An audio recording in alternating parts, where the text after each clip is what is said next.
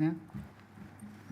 All right, good afternoon everyone. We're resuming hearing stream 3 of the Napier City District Plan Review, and at this stage we're hearing from Transpower. Just for the benefit of those who may be watching online, Robert Schofield has recused himself from participating in the Transpower submission because his firm Boffa Miskell does a lot of work for Transpower.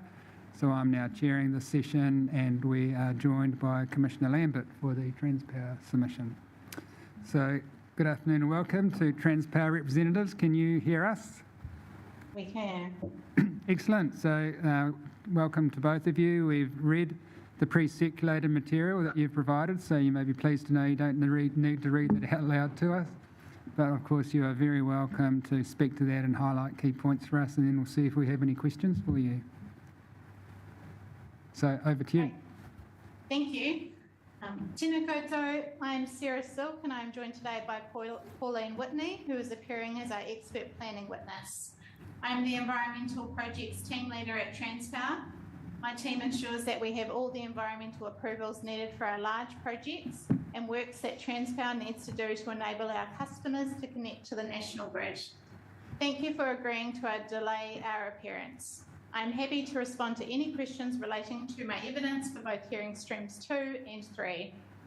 I'll take my evidence as read. However, if the panel is agreeable, I would like to provide a summary of my evidence. My evidence from hearing stream 2 introduces Transpower and the national grid. Transpower is a state-owned enterprise that plans, builds, maintains, owns and operates New Zealand's high voltage electricity transmission network known as the national grid.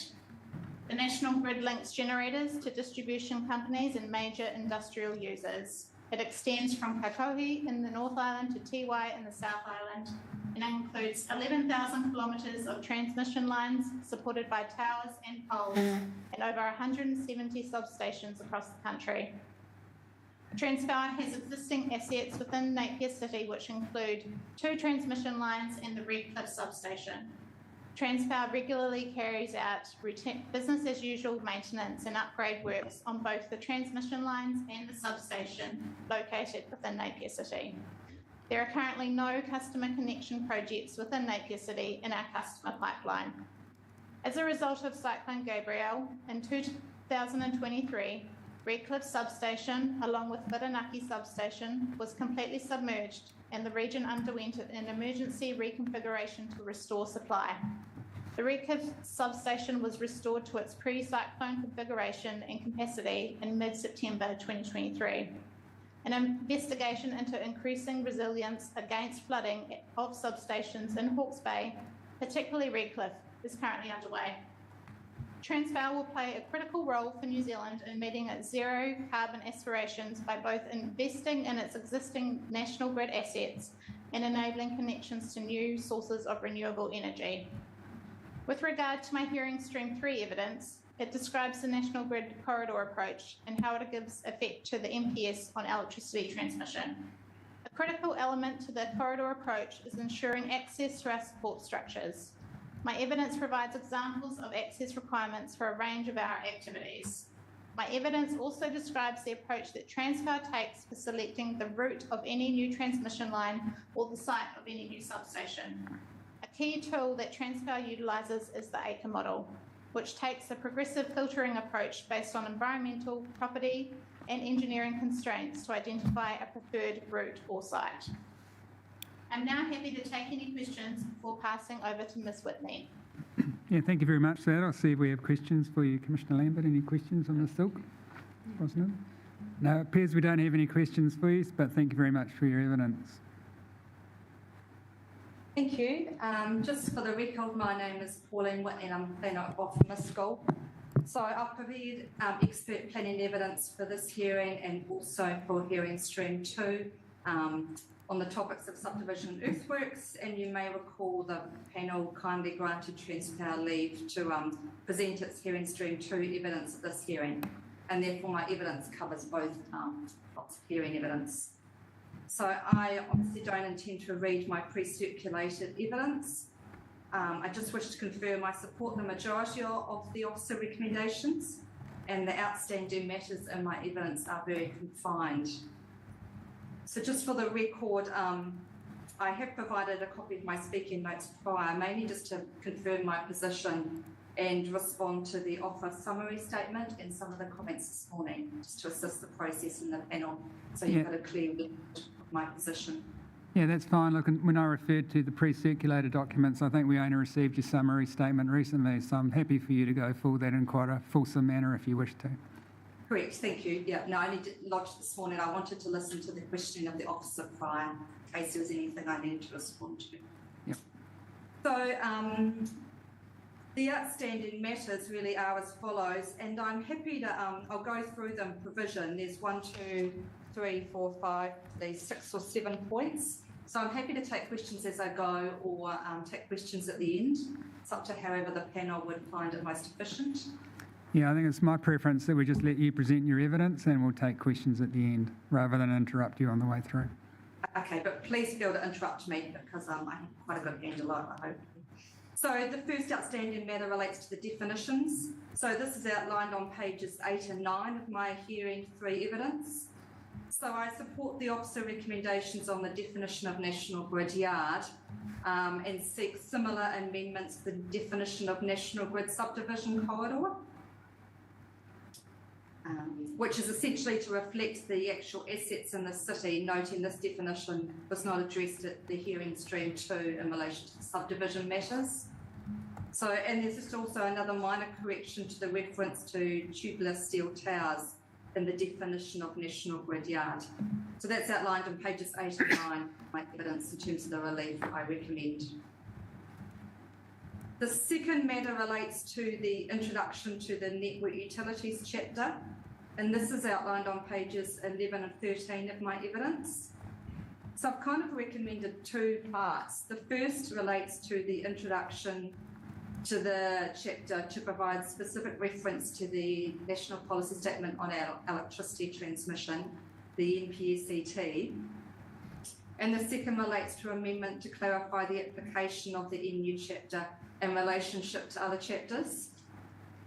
So I note the officer has commented on the relationship between chapters in her introductory summary statement in Appendix A on page 6.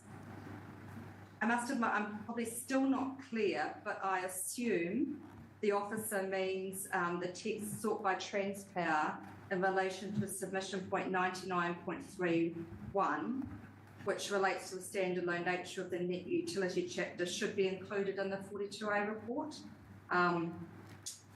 And so it should be included in the plan. So if this is the case, in essence, I support that approach, noting I have recommended text in my evidence. I understand Ms Lawson supports the intent of that wording and also that of Mr Anderson. So I guess I'd just like to say I'd welcome the opportunity to review any final wording and cross-references or hyperlinks, just to make sure everything's clearly and accurately captured. So as I said, in relation to the introductory text, I've got wording in my evidence that still stands and which I support. The third issue relates to policy NU P2, adverse effects of network utilities. So this is addressed on pages 12 to 14 of my evidence. So while I'm not opposed in principle to policy P2, I question its appropriateness to apply to the operation, maintenance and minor upgrade of existing national grid assets, given the wide application of the policy and the directive to avoid, remedy or mitigate adverse effects. For example, the nature of national grid assets is such that it may not always be practicable to avoid, remedy or mitigate visual effects, amenity values, particularly in relation to the established effects of the existing assets. I am also conscious of policy P1 and wonder as to the relationship between the 2 policies. So that's outlined in my evidence, and specific wording I recommend to policy P2 is provided in my evidence. The fourth matter relates to policy NU P4, adverse effects on utilities. And just to confirm for the record, I support the amended wording outlined on page 9 of the officer hearing introductory summary statement. Then on to policy NUP6, adverse effects of the national grid. This is addressed on pages 15 and 16 in my evidence. I support the majority of the officer recommended amendments to the policy, but also recommend two confined amendments. One, to clarify the application of the policy in the chapeau, and two, addition to the general avoid, remedy or mitigate clause. So just to confirm, I'm not opposed to the wording shown on page 10 of the officer hearing introductory summary statement, subject to inclusion of the wording I sought in my evidence. Then on to the National Grid Yard Rules NUR5 and NUR13. These are the specific National Grid Yard Rules which manage other activities in proximity of the National Grid. Confined amendments are recommended to Rule NUR5, essentially to include an access standard and removal of the NES exclusion, and Rule 13 to remove reference to poles and include an access standard. And I've also recommended some numbering formatting changes, which should address one of the questions from the panel in terms of the correct formatting numbering. Just to clarify as well, from hearing stream 2, the subdivision assessment matters within assessment criteria SUB AC9 remain outstanding. And finally, a matter that was raised on page 8 of the officer hearing introductory summary statement is on the matter of earthworks and vertical holes. As outlined on my speaking notes I've provided, the officer has recommended deletion of reference to vertical holes from policy NUP4, clause G. I do not support this as the definition of earthworks explicitly excludes the disturbance of land for the installation of fence posts. As such, fence posts, which can cause an issue for the grid and pose safety issues, are not captured under the definition of earthworks. Therefore, they need specific reference. And I just note that they are included in the earthworks rules. So thank you for your patience, and I obviously welcome any questions from the panel. Thank you very much for your evidence. It's always helpful when the precise changes are sort of being set out clearly in the evidence, so we thank you for that. Mr. Brosnan, any questions? No further questions, very clear. Lambert? One from me, please. Thank you very much for your evidence. My question really relates back to hearing stream 2 of the subdivision. Transpower asked for a change to the rule classification from controlled to restricted discretionary and for activities in the National Grid subdivision corridor. The officer has recommended rejecting that. So actually my question is for the reporting officer. I think it's you, Ms Mills. Thank you. So policy 10 of the National Policy Statement, to which this is really trying to implement, actually requires that the activities must be managed to avoid reverse sensitivity effects. Are you satisfied that a controlled activity is able to achieve that in this case? Great question. I'm probably needing to get myself a bit more on top of the content of it. When you talk about avoid, my understanding is the controlled activity, you have to have a building platform outside of the National Grid subdivision corridor. And I think provided your building platform is outside, then you are adequately avoiding, but I'd love to give this more thought in the officer's reply. Thank you. Can I please jump in on that matter? I might be able to clarify the situation. Thank you. So on page 5 of my hearing stream 3 evidence, in paragraph 4.3, I have addressed that, and my understanding from the hearing officer summary statement to that hearing 2, they concurred with my evidence in terms of the activity status. And so I understand that they supported RDA defaulting to non-complying where the standards aren't met. But obviously I'd welcome the officers to confirm that, but that was my understanding of where things landed on that activity status. Great. Well, thanks very much for that. Yeah, I haven't, I'm not part of hearing stream 3, just hearing stream 2, so I haven't read that part of your evidence. There's Okay, lots of thank you. weeks going on. Yeah, thank you. Ms Whitney, just two matters from me. First of all, your paragraph 7.17 in your pre-circulated primary evidence.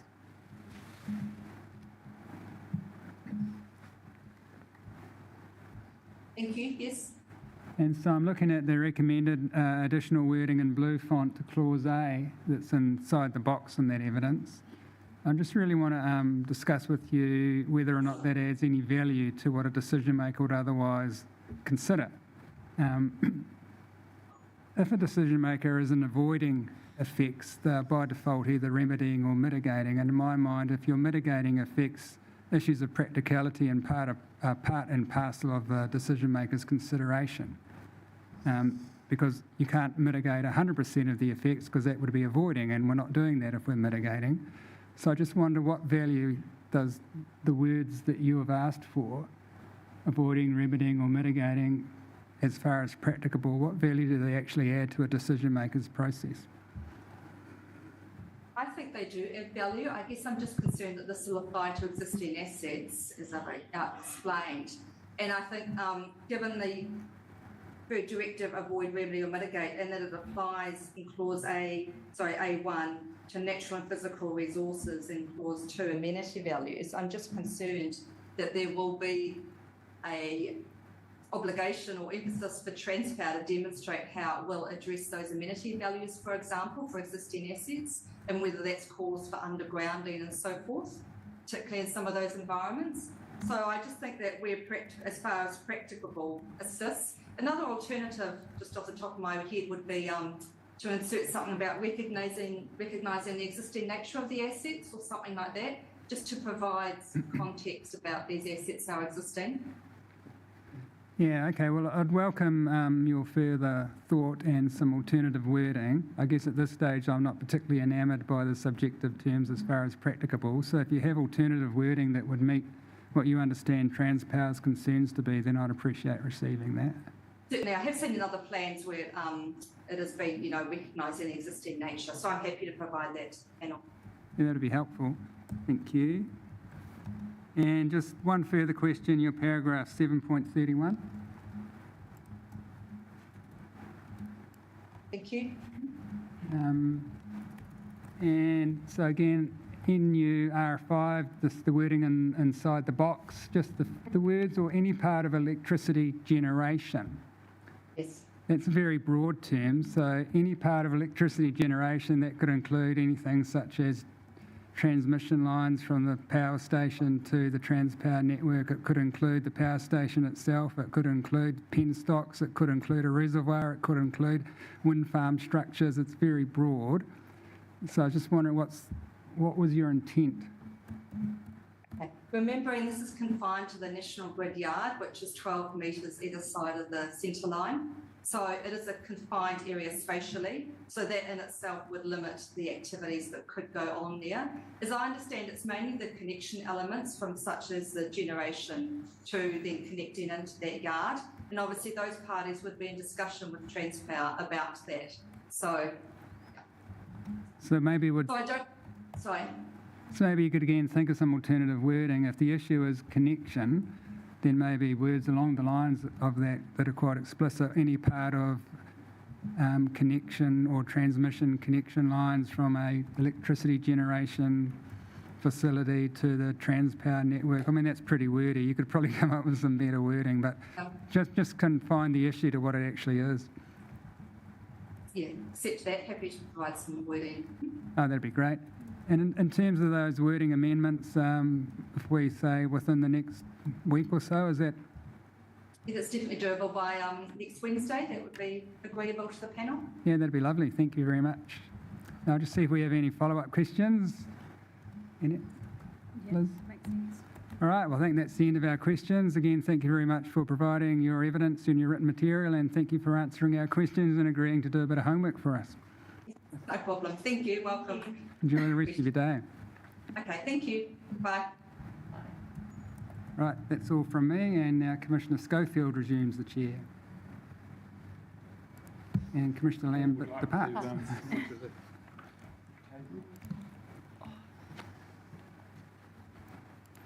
Commissioner.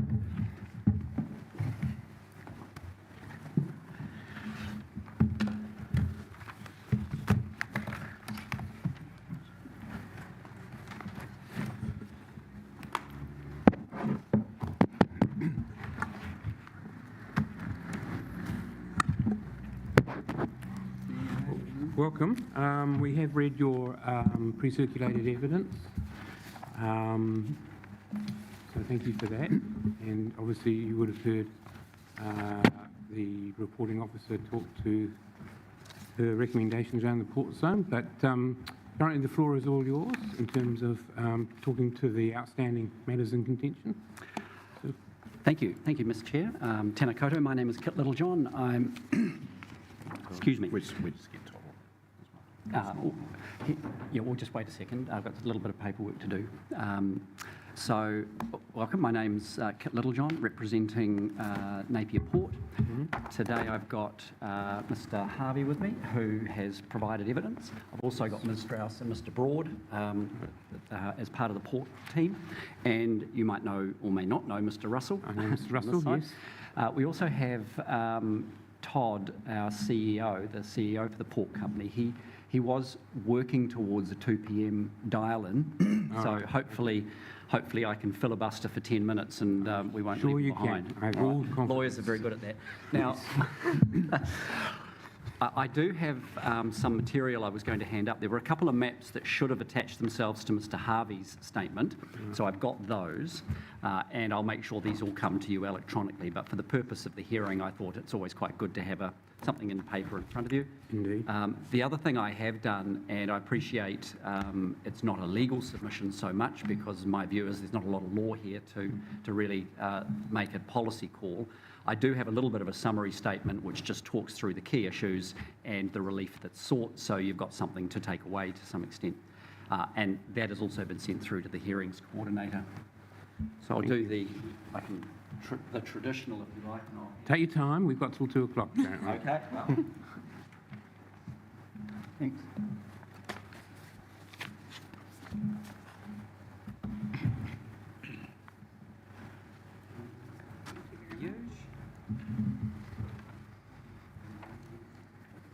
I've got 2 extra ones here for the officers.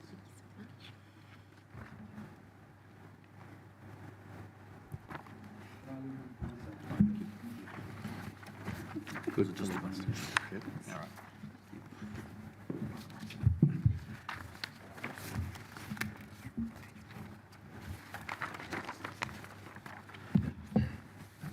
So thank you for the administration team for scheduling us in. It's very convenient. It's quite good to come to a hearing in person these days. The convention seems to be everything online. It's quite nice to actually get out of the office and come and speak to the panel. So I might just run through the broad overview and issues. If you've read the evidence for the port, I think you've got a fairly clear understanding of the issue that's outstanding.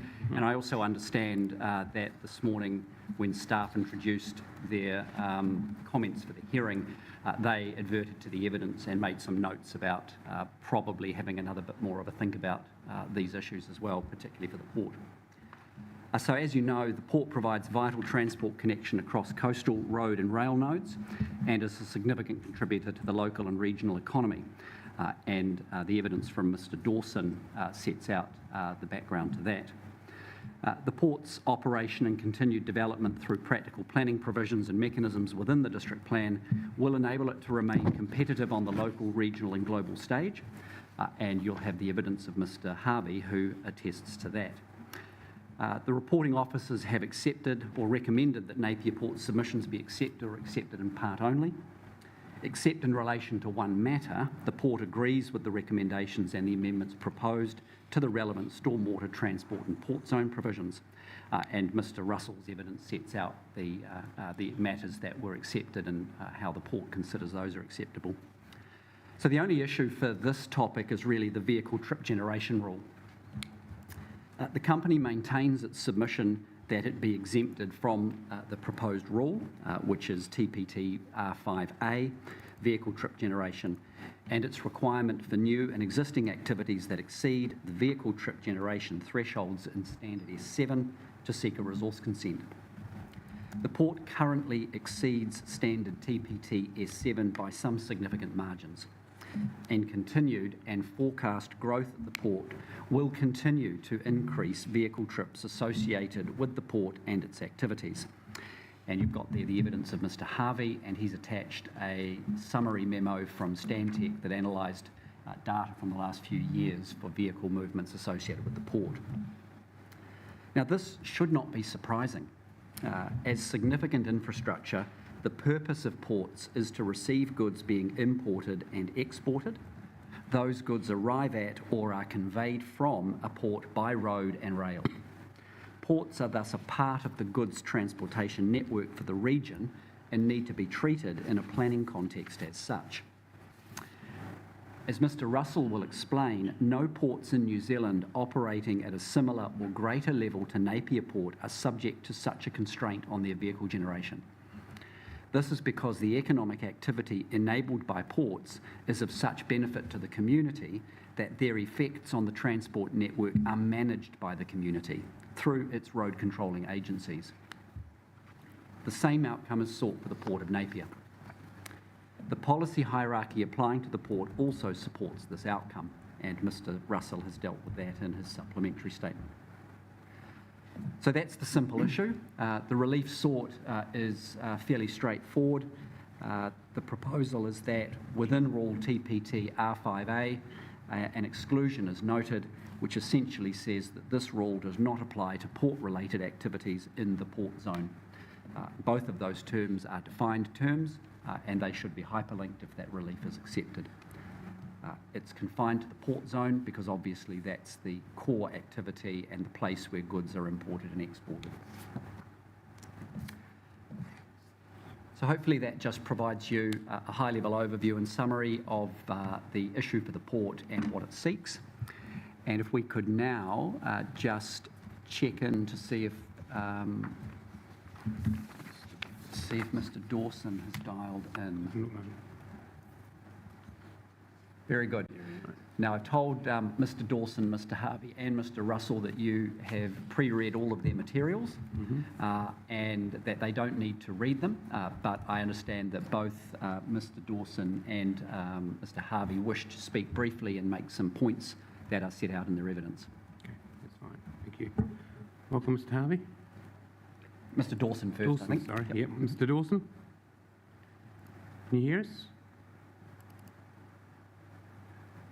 You're on mute, Todd. There we go. Click.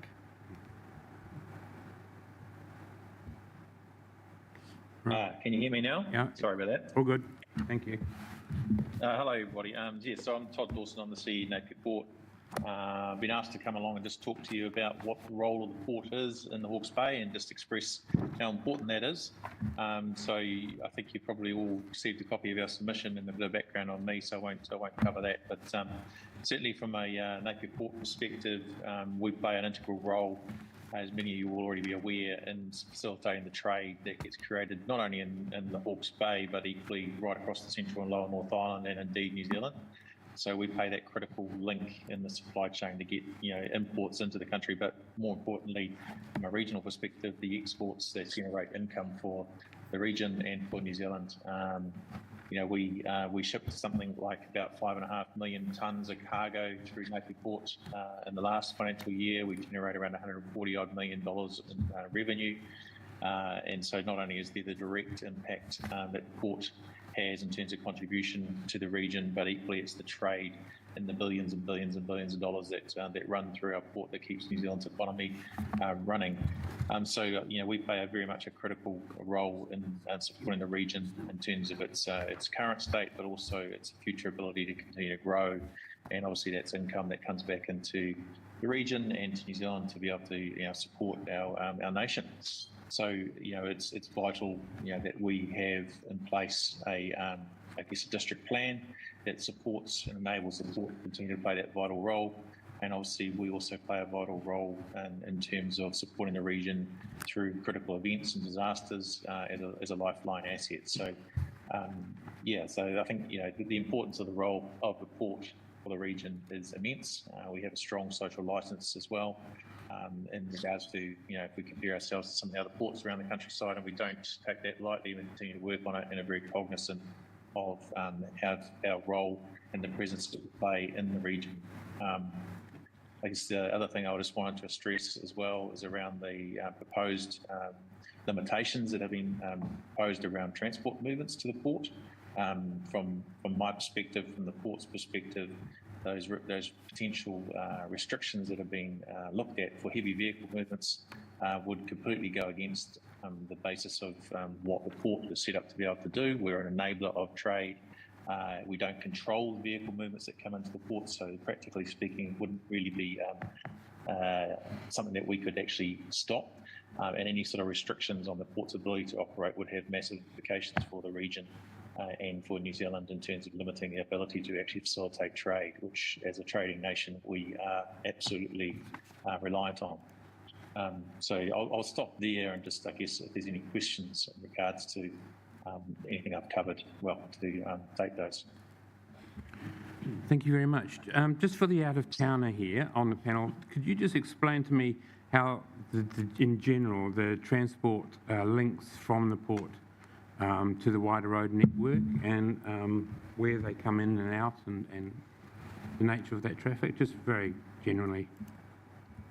So the port is connected via road, rail and sea. On the road side of things, we're connected via state highway that comes around the base of Bluff Hill in through our eastern gate and our western gate being the main port access ways. We also have other sites in and around Napier, namely down in what we refer to as Thames Street or the Napier Industrial Zone area, which is a site that handles empty containers, and we facilitate vehicle movements in and out of there to come and pick up empty containers from there. We have vehicle movements that go between the port and that site also. Besides that, the general flow of goods in and out of the port is a mixture of containerised freight, bulk freight or bulk liquids, and other commodities such as logs, pulp, timber, cement, you name it. There's a range of different types of product that moves in and out, as well as buses when you have the cruise industry coming in and out of the port as well. And do you monitor traffic coming in and out of the port? Yes, we do. We have a system where we can capture the vehicle movements coming in and out of the port. But again, I'd stress that we don't control those vehicle movements in terms of what is coming to us. We have no real visibility of what comes to us on a daily basis. It can be quite variable in nature. And following that, I presume that a lot of the transport generation would fluctuate quite a bit depending on what's in the port and what's going out and things?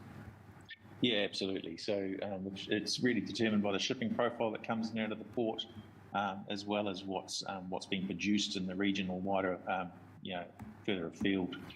In terms of at the moment, we're coming into the horticultural season, so you'll see a lot more horticulture flying through to the port. We've got a cruise season happening at the moment. So it can be seasonal in nature. Some commodities and trades are pretty steady all year round, such as something like the log trade. Right, okay, thank you. Any questions from the panel? No, not from Mr. One from Commissioner Brosnan.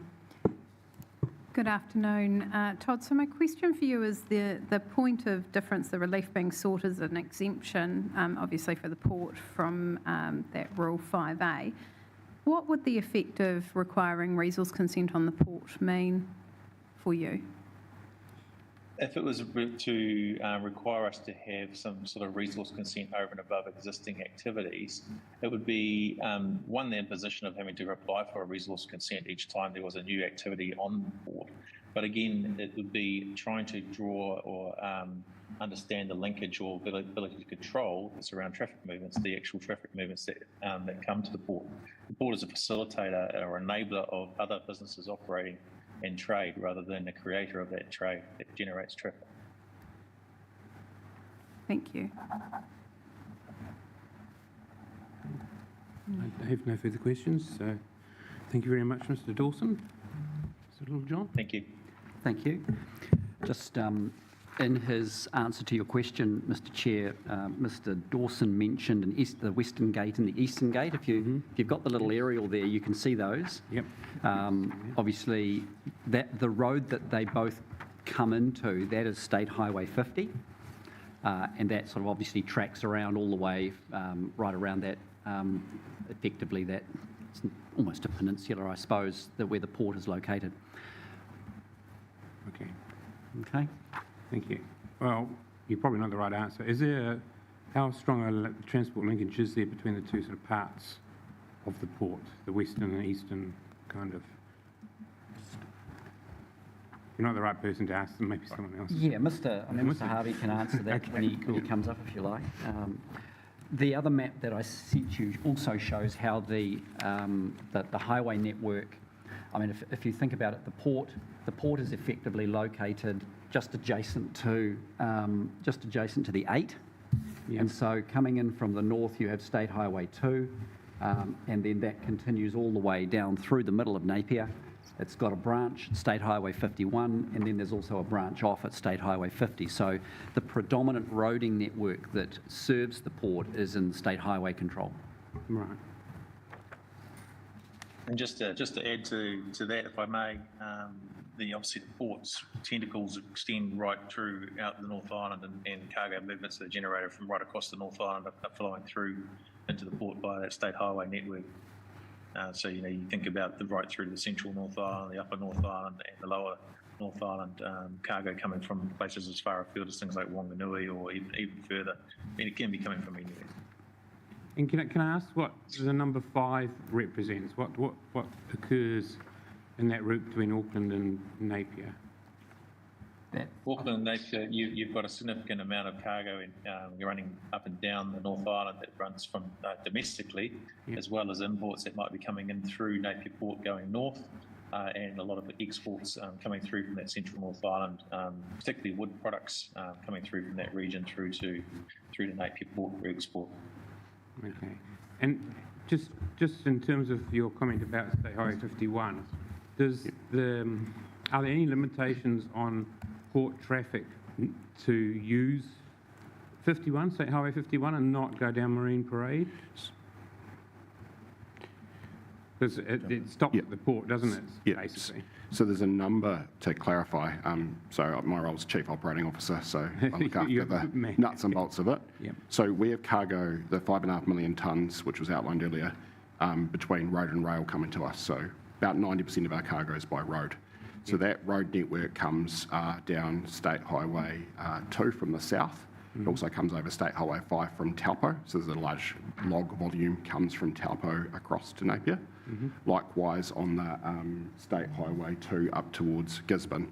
So we have 3 main arterial feeds that come into us, and then we're subset roads off those out into large areas using council roads effectively. So the log volume catchment is predominantly within 150 kilometres of the port, using any one of those arterial routes to us from the north, south and west of us.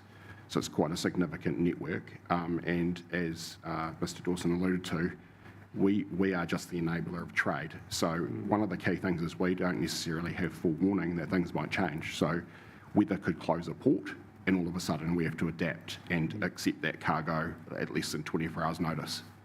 So it is a very changeable process, and one of the reasons why we think the rule shouldn't apply is because resource consents processes take time. It's variable, things happen and it fluctuates a lot. And when I talk through some of my evidence, you'll hear the seasonal variation and peak traffic flows that we receive, which doesn't give us that forward planning. And that's quite a critical piece to how we have to adapt. But in terms of road traffic, do you have any idea what the volume is using state highways versus other roads to get to the port? Most traffic would come through the Ahuriri bypass, but there is some traffic that would come down Marine Parade, but vast majority comes down through the state highway network. Okay, thank you. Any questions on those points? No, I do have questions for Mr Harvey, but I'd wait till he presents his evidence to us. Okay, thank you. All right, thank you. Well, I'll let Mr Harvey go now. You've got his pre-circulated evidence. He knows you've read it as well, so he was going to hit the high notes too. I was just going to cover off some of the key points. So, as I alluded to, the traffic volumes vary dramatically for us. The data we capture, as to an earlier question, averages out at 1,400 trucks. That's just external trucks. That doesn't include our internal traffic volumes to and from our depot sites and/or bus traffic. So on a peak day, we could be 2,500 vehicles if we include all our vehicle movements to and from our depots, plus bus traffic on a double cruise ship day. So in essence, we're 3,500 to 4,000% above the proposed restrictions of 50 vehicle movements a day. And as alluded to earlier, that varies seasonally, and it varies by type, and it varies by what weather conditions and/or what is happening at other ports. So weather's one factor, but if, for example, a port is shut out because they've got too much volume, that volume will be diverted to us, and we won't know that's happened until the volume starts turning up at our doorstep, so we can't plan ahead. So yes, we have vehicle booking systems at our gate to count, but we don't necessarily know what's coming in advance because we're just an enabler of trade. Our role as a region enabler, as Mr. Dawson and Mr. Little John have provided, and we provide that critical lifeline utility asset, and during the cyclone, our role was critical in enabling Napier to get back on its feet. And that requires all sorts of changes to the way we operate, including an army base on port with a significant amount of vehicle movements associated. So we have to adapt and flex, and I think that's a really important part in any extra regulation that we have to spend time working through and applying for, takes us away from our core functions and roles. So just to conclude, any restrictions on heavy vehicle movements would negatively impact our ability to operate, and we believe that as all other ports currently of our size or larger in New Zealand are exempt from this rule, that the same should apply to Napier Port.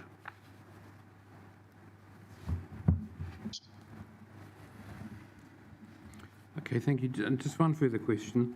If you assume that the current port, as it's operating now, is the existing use, has existing use rights in terms of traffic generation, notwithstanding all the variability that we've heard about, what would change at the port that would trigger consent under this rule and standard? Is there a likely scenario of something changing significantly that would alter the existing situation and trigger consent? Because consent wouldn't be required for existing use. So what could be the potential? So as alluded to in the evidence, we have changing commodity types or cargo types, and we have to adapt. Yeah. So what our existing footprint is today can be different, and over the last 2 years we've had many different cargo types, many different types of vehicles, many different changes that we've had to adapt to, and those would all require changes to variation that we would have to apply for. And so our point is that those exemption processes and working through those steps, so through the steps of resource consent for each change, would be prohibitive. But I'm thinking more in the longer term. There's no more proposed wharves or sort of container developments or things like that in terms of upping the ante in terms of traffic generation? Well, yes, we're always growing. We're looking to grow. So if you look at our vehicle movements over history, they have grown substantially as we have grown. So last year was 5.5 million tonnes of cargo. We'd remember that we're still recovering from a cyclone. So cargo volumes this year will be increased again. And so we have to keep adapting as volumes change. Adam, maybe just you want to add around this point in particular, the port would be reacting to change that's been created by others and be facilitating the ability for that trade to happen via the port. So if there was a new commodity, for example, that came up on the horizon that needed to be able to be have a port to be able to get its products to or from market, we would be reacting to that request from that commodity developer. So we'd be putting in the infrastructure to support that. We wouldn't be actually generating a piece of infrastructure that creates a new commodity that needs to move. Okay, thank you for that. If that makes sense. It's sort of chicken and egg. Right. Okay, thank you. Any questions on the panel? Yes, Mr Harvey, just at your paragraph 3.2, the 1,400 trucks, is that 1,400 in and 1,400 out, or is that 700 in and 700 out? 1,400 in, 1,400 out. Okay. And did I hear you say, you did a verbal interpolation about peak volumes, did you say 3,500 to 4,000? No, so if we look at our peak seasonal export, we average at 1,800 truck movements a day in and out, but on a peak day, we could be 2,500 movements. And then, okay, so I misheard you. So- And does that include Port of Napier trucks, cruise ship buses? So the 1,800 movements per day doesn't, Yeah, but that's on top when we get to that number. So we have cruise buses plus our own vehicle movements on top of that 1,800 figure. yeah, so what would the actual peak be, do you think? Probably 2,500 would Okay, be an accurate 2,500. figure. Okay. So it's 2,500 in and 2,500 out. I just wanted to explore with you, and the same questions will apply to the planning evidence, so I'll just pose the questions once. Just regarding your 3.5, and understand the port's concern, but you're saying, unless the port's exempted, it could trigger non-compliance, restricting the port's ability to evolve. I just wanted to test that with you. Now, my understanding is that should rule TPT 5R5A be breached, such that you might be required to obtain a restricted discretionary activity consent, that would require an integrated transport assessment to be done. It would look at the effects of the increased traffic volume on the safety and efficiency of the network. And typically, in my experience all around New Zealand, what that results in for other developers is not so much a constraint on their activities, but a consideration of whether or not any improvements are required to the transport network, for instance, signalling, roundabout improvements, additional laning perhaps. So it's not so much an issue of restricting the vehicle movements, it's dealing with the effects of those vehicle movements. And that applies to every other developer in New Zealand. So if the port is facilitating additional traffic volumes on the network, including Marine Parade, which is not a state highway, and I live in Napier and I see a lot of big trucks still going up and down Marine Parade. I've even seen them going up Shakespeare Road, up Coot Road and Shakespeare Road on a very rare occasions. So it's wider than just the state highway network. Why shouldn't the port be required to look at the effects of that, and if necessary, to mitigate any safety and efficiency adverse effects that result? Why should you be any different from any other developer? So we're not a developer, and the key point that I'll make again is that if we're the only port with this restriction, then the cargo won't come to us, and it affects our economy and our region substantially, because the freight will just move to a port with less restrictions. And that's the key point to our submission, is that all the other ports are exempt from this rule. And so by putting increased bureaucracy onto us for processing, in essence, that cargo, the decisions are sometimes at very short notice, and they'll just find the path of least resistance, and that cargo will leave our region, and the whole region's economy will suffer as a result of that. And that's the key point, is that it's not a level playing field if we were to be included and others aren't. So who in your mind should address any adverse effects on the transport network that arise from expanded port activities? It is the users of the actual transport network that generate that activity. Well, the port doesn't generate that activity. So if a truck chooses to go down Marine Parade, that's not something that the port controls and or generates. We receive that traffic.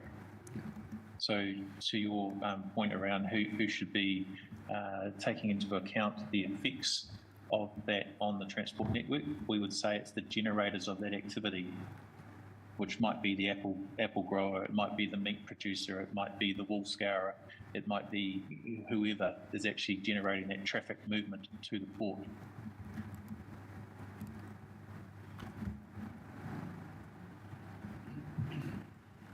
Right, so Mr Littlejohn, you could just maybe assist here. So is that, in that scenario, let's say we have a pack house that's significantly changing its activities, but would that Rule 5, which is the rule in contention, would that apply to the pack house, and so they would be required to do an ITA and assess the effects of their additional vehicle Yeah, movements? on the way the rule is currently drafted, that would be a requirement. So the source of the vehicles would actually address the issue. Well, they would, as you alluded to, have to do an ITA. The ITA would then have to assess where are your vehicles coming from and where are they going to? Yeah. And the ITA would say, well, 90% of your heavy vehicles are going to the port along this route. You need to make sure that that route is appropriate for that amount of traffic that you're generating. Right, so what's been explained to me now, in terms of my concern about who would look at the effects, the answer is it would be the organisations that generate the additional vehicles would, if they're within the Napier district, they'd be required to look at that under that rule. Yep. So the issue won't be not looked at, it'll just be looked at by different parties. It will be looked at by the party that's actually creating the truck movement. Okay, no, that's helpful. Just in terms of the evidence that no other port in New Zealand is subject to vehicle movement thresholds and requirements to do ITAs, etc., are we able to get just some evidence of that? Yeah, Mr. Russell has done some research since he provided his supplementary statement. Anticipating a question perhaps. So yeah, just some evidential basis for the assertion that no other port is subject to these kind of requirements would be helpful, I think. Yep, we can do that. Yeah. No, that's helpful answers to my questions. No further questions, thank you. Well, can I have a follow-up question? Of course you can, you're the chairperson. So the example of a new pack house, who would build the pack house? Would it be the port or would it be the people?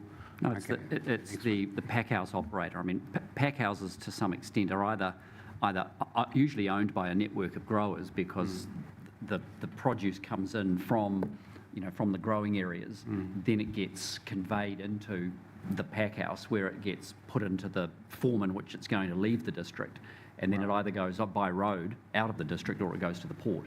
So they are the ones that are actually the first port of call, no pun intended, for a lot of that produce that comes straight from the growers. So, but the facilities within the port's jurisdiction, are they entirely owned and operated and built and maintained by the port? Yep, and they don't include pack houses. No, okay.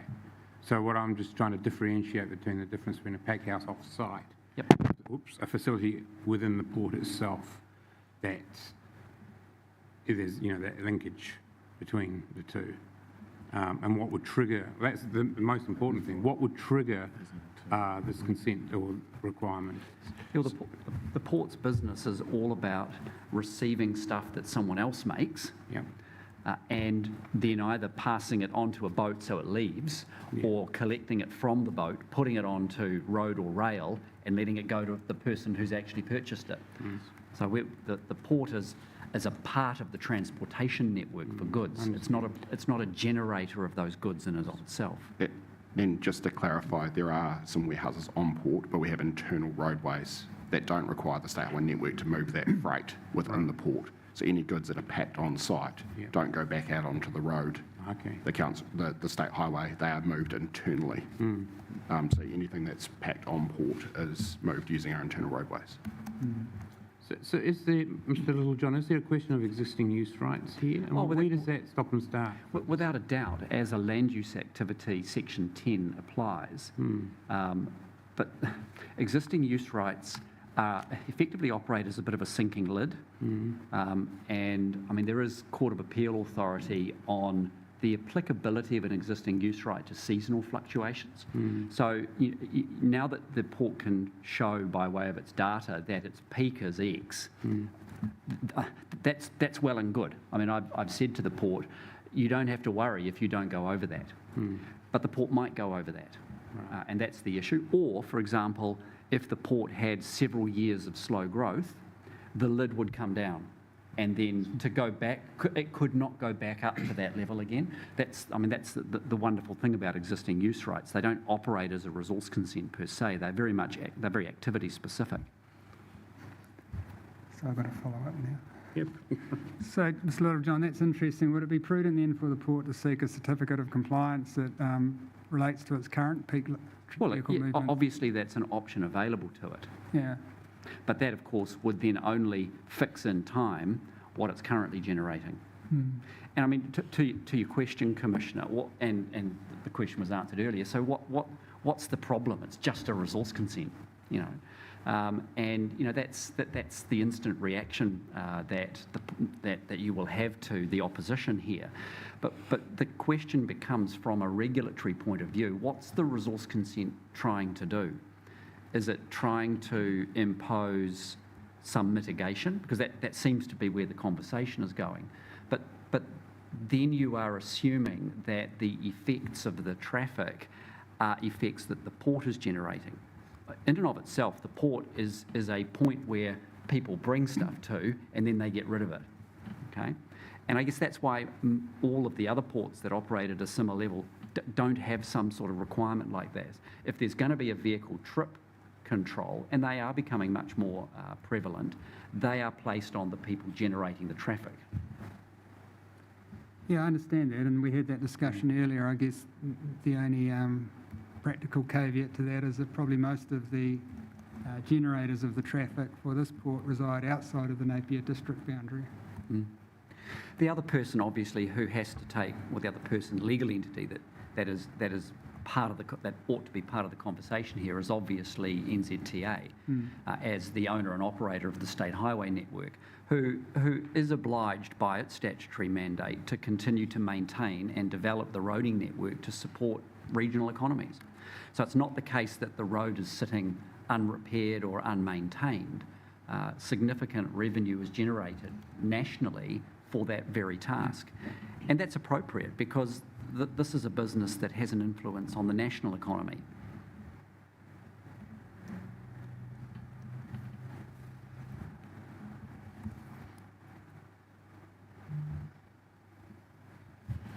Well, I suppose a follow-up, we're playing ping-pong here, question ping-pong. A follow-up is... That's why I love in-person hearing. It's so much more fun. Yeah. The rule itself talks about what an ITA should focus on, and it's street road frontages, nearby intersections, how the activity fits with the wider transport networks, da-da-da-da-da. I suppose the point you're trying to make quite strongly is that would impose a cost on the port if there's any issues, say, with an intersection, to fix or help contribute to fix or do something about, as opposed to, but the actual effects of that traffic is not under the port's control as such. Is that the point you're trying to make? That's exactly right. Oh. And I guess to play out the hypothetical of seeking a resource consent. So let's say the port puts in a resource consent, puts in an ITA, and the ITA and the application is lodged on the basis that the port simply be entitled to exceed standard S7 to whatever extent its business activities generate. You then run into a scenario where the consent authority is saying, well, what do you mean you want unlimited vehicle movements? We've got to put a number on it. And the port's advisors say, the network's coping at the moment. The network can cope up to this. Why do you want to put a number on it? And the moment you put a number in a resource consent, you create a cap. And I guess that's the real concern here. Because that's an inevitable outcome of seeking a resource consent. A number is going to get put in place, whether it's attached to any further mitigation. What if the port lodged the application with the consent, the written approval from NZTA? We've got no problems with you using this road network for this business at whatever level of traffic you generate. We're happy with it. Where does the application go? What comes out of it? A resource consent to just breach the standard however the port wishes? Or is there monitoring imposed? It's just... Is it necessary, from a regulatory and administrative point of view, is it necessary to manage the effects of this activity? That's the question. It's the Section 32 question, ultimately. Anyway, I'm sure you can entertain yourself a little bit more asking those sorts of detailed planning questions of Mr. Russell, if you prefer. Any questions, Mr. Russell? No, I think that's very clear. Okay, thank you.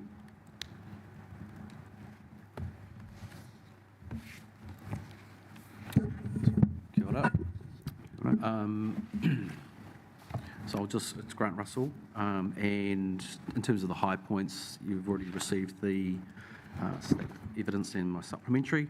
I think we've heard through our representatives here around the General Ports agreement for the officer's report with regards to the stormwater transport and port zone elements within the plan, with the exception being, which we've already talked to, around the transportation vehicle trip generation elements. I just wish to highlight some of the key areas around the enabling elements within the district plan. Port zone provisions, which is touched on in my supplementary. It certainly leans into the need for the port around both it being a regional significant infrastructure within the region. The district plan port zone policies lean in to the social, economic, environment and cultural wellbeing of the port and how important it is, and also the actual characteristics of the port itself with respects to it providing for the operation, maintenance and development of the port as a regional physical resource that's primarily for the industrial and nature elements of the port itself.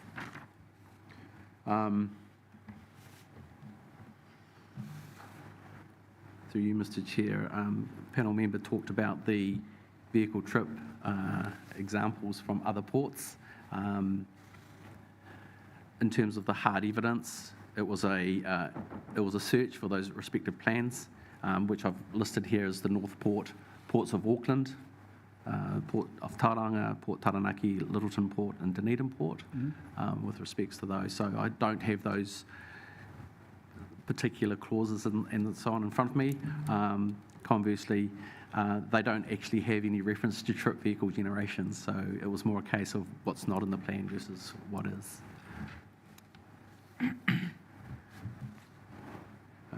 I heard More than happy to table the summary of that analysis, if that would be of assistance. Yep.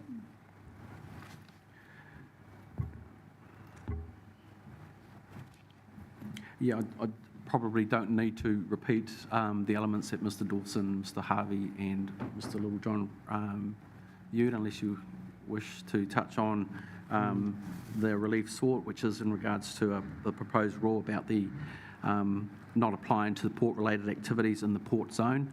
And I think Mr. Littlejohn identified that in his opening submission.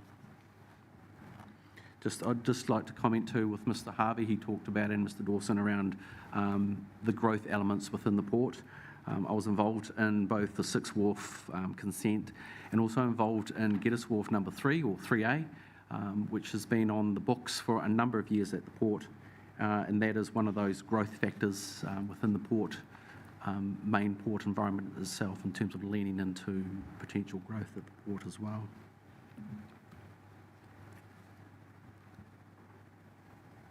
I think that summarises at a high level without going through word for word into both my evidence and the supplementary, so I'm open to any questions from the panel. No further questions. I think we've explored in quite a lot of detail some, or say, concerns or issues that I had with the relief that's being asked for. If you can provide the written summary of your evaluation of other plans in the country that relate to ports and any restrictions on vehicle movements there, and that would be helpful. Yes.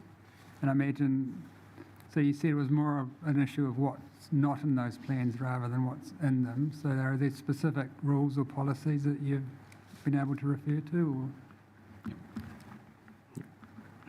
Or there was a question. Oh, sorry. So in your evaluation of yes, I'll certainly go through and provide the rule references. It's one of those situations of looking to see if there's any vehicle trip generation rules within those respective within those respective ports. So good. Thank you. We'll certainly do that. I mean, the helpful thing is a lot of the plans now are all structured the same under the NPS. Yes. So you most have a transportation chapter, and most have, for those that do have a port zone chapter. So, and I mean, this council's an exception in following that sort of format. It's one of the good things about the standard is that you don't have to learn a whole new plan architecture every time you go to a different district. So. Just to follow up my questions around how would a consenting planner address something? How would they know that something triggers the requirement under this rule and standard? I'm just interested in your view about how clear that would be in the case of the port's operations. Yeah, through you, Mr. Chair, I think the reference to excluding or exempting the port sets the scene in terms of it growing. I guess I'm looking at the rule as it stands now, and it does come back to that reference around the existing use provisions. That was the issue that was brought to the team's table around if the growth of the port is capped by existing provisions, where do we go? Hence the reference to a rule that would exempt the port in terms of port activities. I'm just wondering, and this is probably a question for the reporting officers as much as for yourself, but would it only be triggered when there's some physical development going on at the port, rather than what's there now and the fluctuations that we've heard about going on? Yeah. I think the best example, Mr. Chair, is with the Thames Street development at Pandora, which is some 3-4 kilometres away. We can see the containers for quite a distance. That absolutely instigated the need for an ITA and then some. But that was obviously an offsite in an industrial zone, and all the impact around the traffic elements were brought to the fore. We know the development contributions we worked through and so on and so forth to upgrade the particular road as it went down towards that site as well. It's really about exempting the port zone in terms of its business as usual, to allow not only the situation now, but also to allow for future growth. So when you say exempting them for business as usual, you don't mean like now, you're meaning to, and then you said for future growth as well, so... Yeah, yes, correct, yeah. Okay. Future growth. Mr Chair, the question, as I understood the question, it was, well, if the rule was there, how or when would anyone ever know whether a consent was needed? And I think you need to start from the assumption that the port, as a business, as a corporate entity, will wish to comply with the law. That's what all large corporates, particularly those that are partly publicly listed, would want to do. So it would therefore be the port that would self-monitor, and knowing that there was a potential exceedance of existing use, it would be the one that would then feel obliged legally to bring that to the council and address the matter. So it's not the case that the port would just sit there and hope that no one from the council are counting the trucks each day. That wouldn't countenance that. It's got to have a social licence, which means compliance. So it would be the one that would have to manage the issue. Right. I will be expecting, as part of the reply, that to address that specific question around how would the council know when the threshold is triggered, because if they're not monitoring, I'm guessing the ups and downs and the vagaries of transport in and out. The council? No. Oh, and that's quite clear because, But they would know if there's a building consent for a new shed, for instance, or a resource consent for a new port facility or something. For a new wharf, without a doubt, but okay, no, I can comment on that. Yeah, okay. We'll seek some further clarity about that. Any more questions, Mr. Russell? No, thank you. Okay, thank you. Thank you. Thank you for your presentation. That was most helpful. Thank you.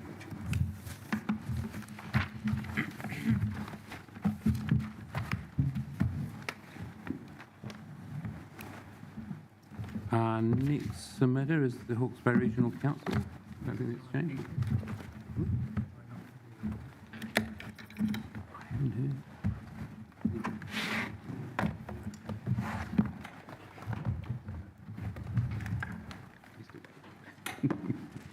But he's the other, he said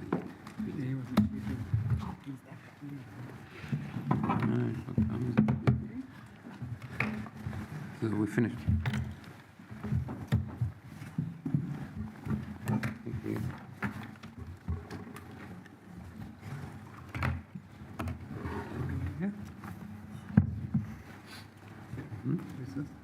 Regional Council.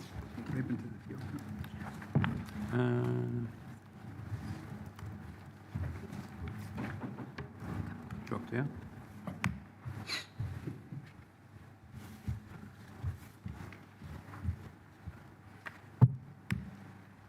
Just, thank you for being flexible. Just to clarify, Nicola, the fuel companies, when are they still likely to attend at 3:30? So they will be, after Three- the break.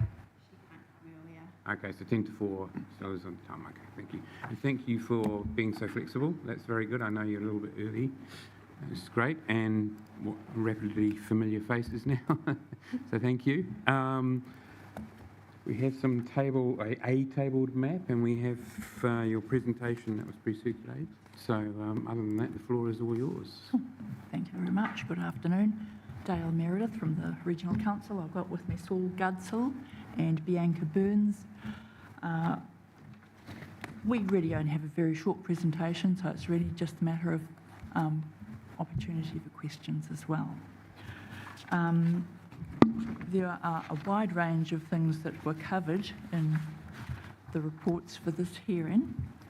Bianca's going to be dealing with network utilities, so maybe Bianca, would you just like to make a couple of comments in terms of the simple changes we'd like to see made there? Sure. So we had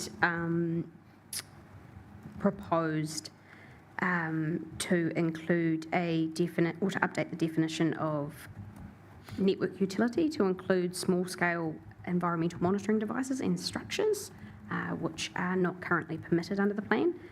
Typically, such devices would meet the permitted standards for network utilities. And we submitted that the simplest way to enable small-scale environmental monitoring devices to be permitted was to amend the definition of a network utility.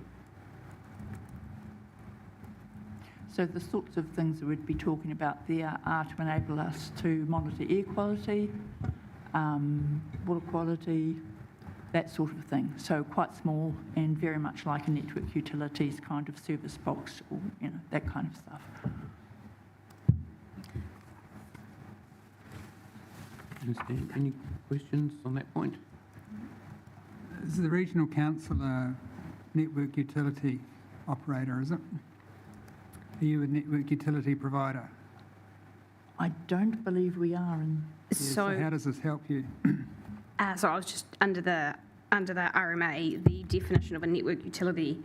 So there's no definition provided for a network utility, but a definition is provided for a network utility operator, and that does include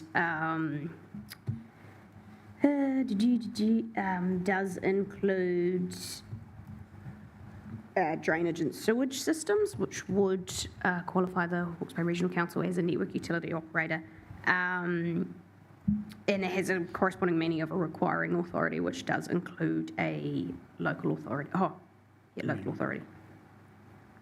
So That's what I was. it would only assist monitoring devices on your drainage network. Drainage. I guess what I'm just not convinced. I understand the relief you're trying to seek and why. I'm just not sure if this is the way to do it. Yeah.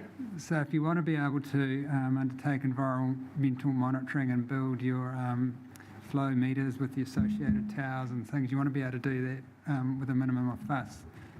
I'm not convinced this is the best way to do it, just because of the way the network utility provisions operate and whether or not they would apply to all of your activities, because you're not a classic network utility operator. So maybe invite you to discuss with the staff the outcome you're seeking and if there's a better way of achieving it. Yep. Regarding scope, I think we'd be looking at the outcome that was sought by the submission, and if there's an alternative way of achieving it, I probably wouldn't have too many problems with that. So I guess I'm not wanting to be obstructive. I'm just asking you to look at is there a simpler or better way of doing this that's probably more encompassing of what you want to achieve? Yep. Yep. Yep. Okay. Thank you. You want me to carry on? Yep. So our next point was in regards to renewable energy. So we had considered that a new strategic direction may be required to give weight to the importance of energy use. We had, and that has been included in our submission, and then we've also provided some updated wording for objective RE01, sustainable use and development, to make it more simplified and outcome focused.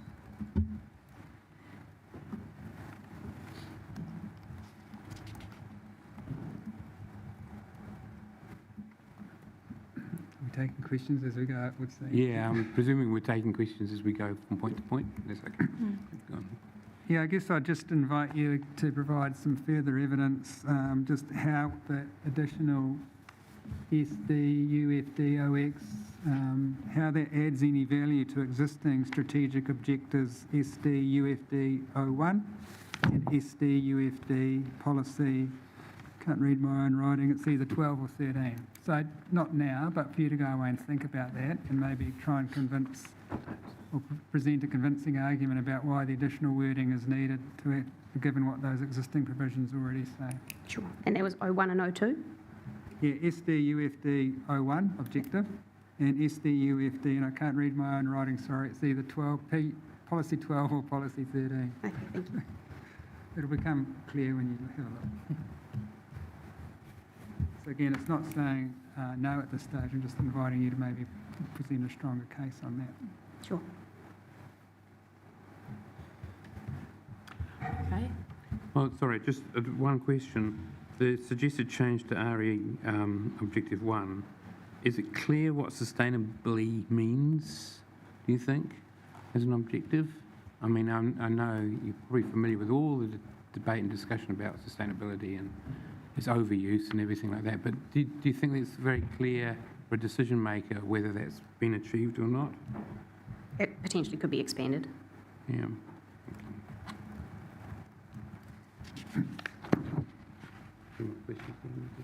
And sorry, Mr. Chair, sorry, and I was only focusing on the preceding relief, which was UFD 06, but if we look at RE 01,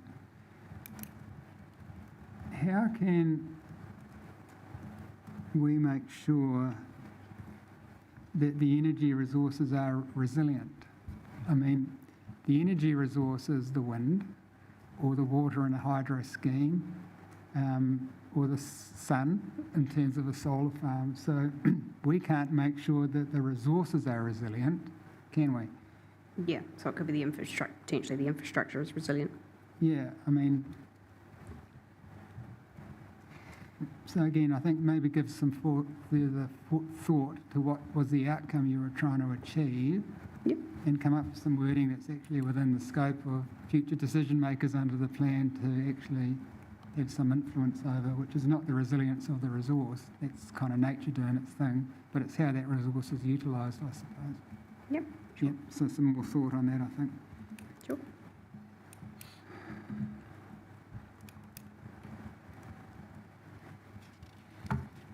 Okay, we're moving on to stormwater.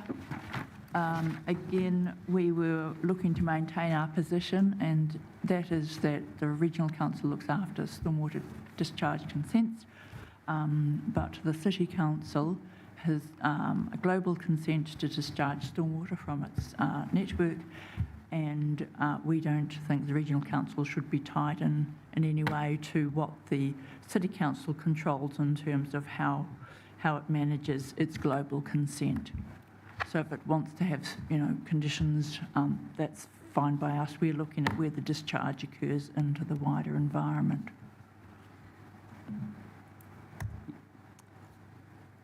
Just one question on that. How do you correlate that with, I think there's like a mixed network ownership for open drainage networks throughout the city, which I think is part of the reasoning for sharing some of that responsibility? I think you're looking at going into quite a level of detail of a kind of a complex arrangement really here. Exactly. I'm not going to comment on that at this stage because we'd really need to bring a consent planner in who has looked at that in some detail because it is quite complex. Thank you. Yes, that's my understanding as well.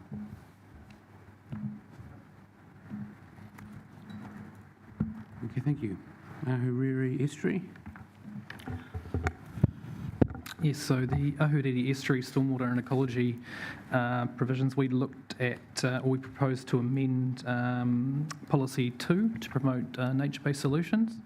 In line with our original submission, we would like to acknowledge that the safety of airport operations, we do appreciate that open areas of water could attract more birds, but we do think that our suggested wording within our statement of submission kind of captures the sentiment and the location and scale of nature-based solutions. We feel that Policy 2, as it's currently drafted, enables habitat restoration, but there is no explicit link between the habitat restoration and providing for the objective, stormwater, I think it's retention, detention and treatment. We think that the nature-based solutions, promotion of nature-based solutions could bridge that. And we, like I said before, I think we do wish to reiterate that we understand the safety concerns, but the focus of different aspects of nature-based solutions can take that into account, and without any specific reference to nature-based solutions within policy, we feel that gives decision makers room to choose hard engineering solutions to achieve the objective. And I suppose you probably didn't hear the questioning, but we have questioned around what would be a stormwater detention system that wouldn't attract birds, and we were told that if it is fully planted before water's let into it, and it's fully planted with no open areas of water, that would be one solution. And I suppose that aligns with the comment you just made, that would be seen as a nature-based. Yeah, so sometimes known as bioretention systems, when they have a planting over a substrate where water can infiltrate. So areas of not open water. And also the area that we're looking at, I think there's scope within the sort of southern, southwestern corner, not directly in the, what's the flight line? The terminology for the, Yeah, I think I know. The flight path, yeah. Yeah, no, there's the eastern side that's south of the flight path. Yes. Yeah. And that would also align with the typo entering that area. I think we also wanted to again emphasise nature-based solutions and some recent work which is done around blue carbon storage. So the map that I have just handed out to you today is referenced in the report at paragraph 6.11, and in essence it shows in the bottom where there is a massive current opportunity for blue carbon storage, and also with climate change and sea level rise, where that area might be expected to extend. So again, that's part of the opportunity to look at how we use this amazing space, this, for multiple benefits.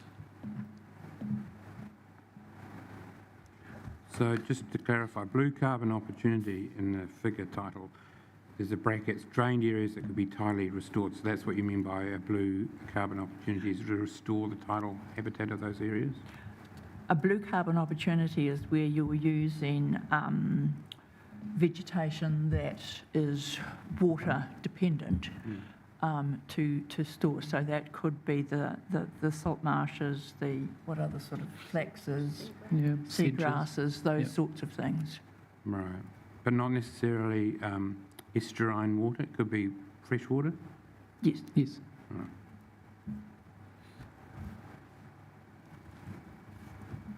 Thank you. Questions? Just a question. Do you think it would be abundantly clear over the 10-year life of the plan to plan users and decision makers what nature-based solutions means? I would hope that within over the 10-year span that there would be more national guidance on nature-based solutions and implementation throughout New Zealand. I think it's an emerging topic. I did note that I think on an officer's comment before. There's been other terminology used throughout the plan or proposed to be used, such as green infrastructure. So there's different terminology that could be used as long as we all are of the common understanding of what it means. Yeah, I'd like to invite you to put some thought to some wording that could not necessarily form a definition in the plan as such, because over the 10-year life of the plan that might have limited shelf life, but perhaps an advisory note that could say nature-based solutions include things such as, and just ... things that you have in your mind that comprise nature-based solutions, just so users of the plan have a good idea of what that's intended to mean. Yes. Okay, thanks. Just to follow up question, at least 10, more probably 15 years ago, the terminology, and correct me if I'm wrong, used to be ecosystem services. What differs from that from here? If it's not really different, maybe that's the reference point, because there was a lot of work done around that time about ecosystem services. Well, I think ecosystem services are something that are provided by ecosystems or by nature, whereas a nature-based solution is some form of infrastructure, and it can be a combination of soft and hard that should provide, that harnesses the powers of ecosystems, but that provides biodiversity benefits, and also can be, in this case, stormwater detention, retention and treatment, or it could be flood mitigation, or so on and so forth. Thank you. Any questions? Nope. No. Okay.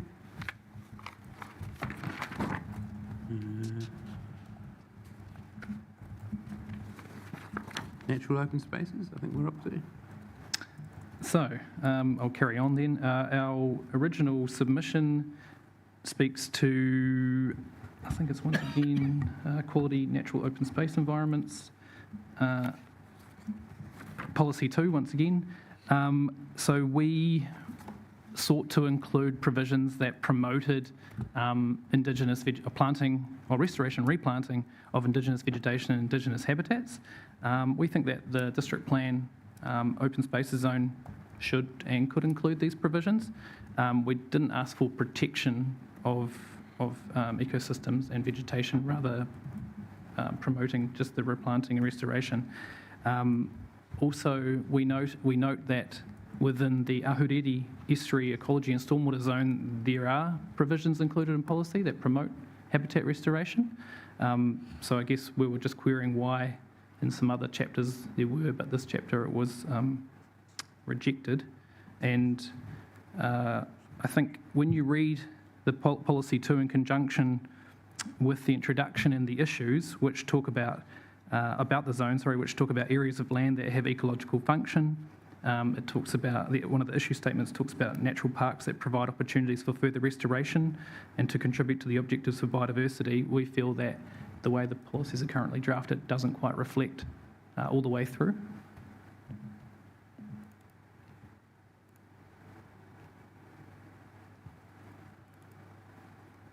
Okay, any questions?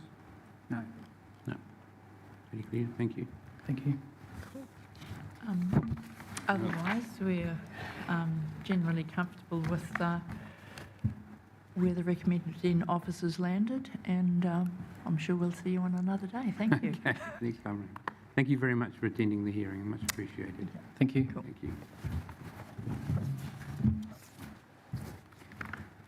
Thank you. Yeah, just before that, just a follow-up issue for the officers that has arisen from me considering the Regional Council's submission points. I'm not convinced that Rule AESZ-R5B works, just in terms of the nature of the conditions in the permitted activity with them not being met. For instance, condition 2 is the activity does not preclude public access. So if that's not met, it would default to a discretionary activity. Is that What chapter was it? Sorry, Rob.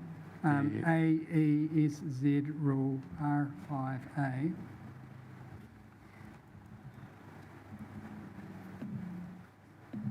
This is the Maori Purposes Activity Rule, is that the one? Yeah, Maori purpose activities.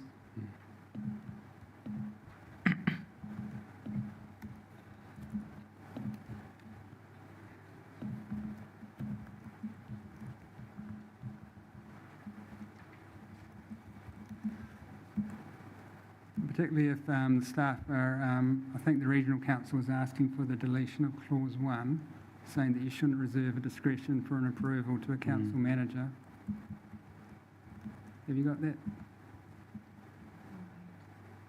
Yeah, AESZ-R5 multi-purpose activities. So I think the regional council made a good point about the deletion of clause 1. Yep. Which would leave only clause 2.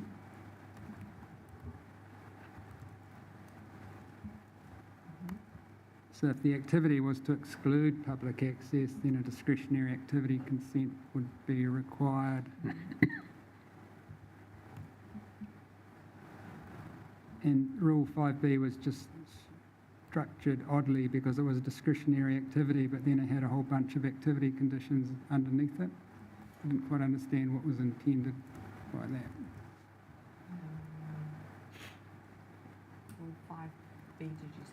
Yeah. The B, yeah, what happens when it doesn't meet the permitted. So if it defaults to discretionary, I didn't understand what all the stuff underneath that was supposed to achieve.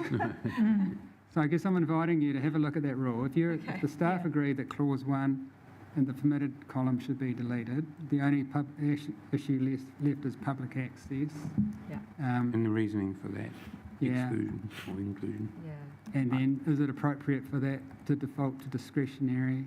And regardless of that, I don't think we need the provisions under the discretionary rule either way. Yeah, so there's just Well, I think it may just be that it should say matters of discretion are, or something like It's that, or open matters to discretionary. things, or something. It's not a conditions, they're not conditions, are they? No, they're not Things you conditions, can- but it's also not an RDIS. It's a No. So either way, it's wrong. So if you'd have a look at that. Just- Sure. Yeah, No worries. right. Sorry. It's all right. It's good. So you can... Okay. Mr. Pankhurst, would you like to join us? Just for the record, Commissioner Van Voorthausen is recusing himself from hearing you, as he knows you. So, welcome to the hearing. Thank you. I'll just bring up your submission on screen.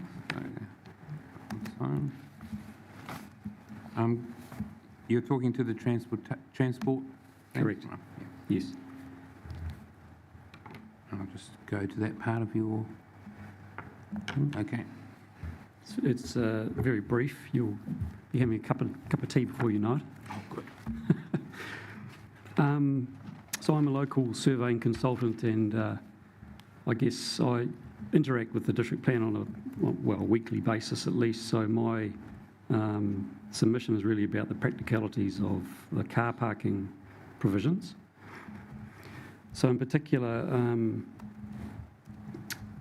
what I'm a little bit concerned about is the standard for pt2 which says for sites with 4 or more on-site vehicle parking spaces, the surface must be formed, sealed, marked and drained with a maximum gradient of 1 in 20. I question whether the prescribing sealing of a parking area of over 3 parks really just doesn't allow for low-impact solutions, such as a porous or permeable paving. And I believe any method to reduce peak runoff should be encouraged. And just saying, well, it should be sealed, just doesn't do that at all. I also note that in the proposed district plan stormwater section, policy 4, SWP 4, does encourage low impact design, and it says specifically that it encourages managing stormwater runoff at source through low impact design techniques, including a minimisation of impervious areas, which is really further reinforces my point. And AC2 also lists assessment criteria for low impact design, including minimisation of impervious areas. I believe the standard as written does not give any flexibility for innovative low impact solutions. So my suggestion is to rewrite the standard to allow for low impact alternatives to sealing, as encouraged by SWP 4. And so the second point I made, although the submission was very brief, that a 2-metre strip for landscaping on car parks facing a public road is wider than considered necessary. Really, it's not so much actually about that, it's just why a 2-metre strip.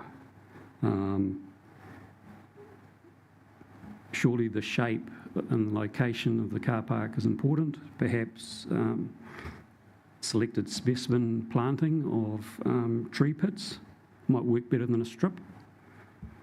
Might depend on the relationship of the parking area to the road. I just don't believe that, as written, the simplistic way as written isn't clear. For instance, giving flexibility to allow low-impact stormwater solutions such as a rain garden, which is a good way of disposing of runoff from a car parking area. I also just a little bit. I just don't know why it needs to be Indigenous plants. I understand that they are resilient, but also exotic plants can provide visual variety and potentially can survive just as well given the climate, location, variety used. So, I mean, why restrict it to Indigenous plants? I just don't see the reasoning for it. So my suggestion there is to rewrite the standard to allow flexibility for bespoke solutions in terms of the shape of the landscaping area and the variety of plants used. I do have a written one-pager here that I'm happy to leave with the. Yeah, that would be great. Thank you. If you like, but that's my submission. Okay, the only question I have is flexibility usually implies consent in the planning law because it's hard to build flexibility into a permitted activity standard. Who's to make the call about appropriateness of the thing? Did you have any idea or solutions around that, how that could be built in a way that would work as a permitted activity standard? No, as you say, I think it is difficult.